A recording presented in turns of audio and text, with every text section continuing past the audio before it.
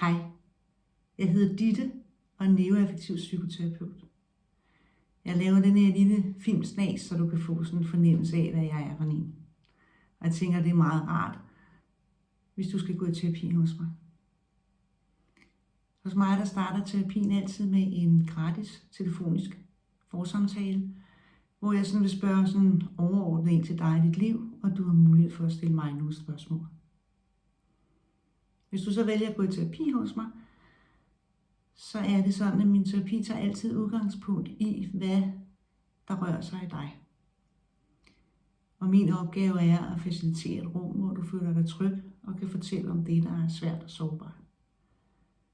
Og med din fortælling om dig, og min viden og input, og vores fælles samarbejde, kan du arbejde dig hen et sted, hvor du kommer til at stå stærkere og gladere i livet.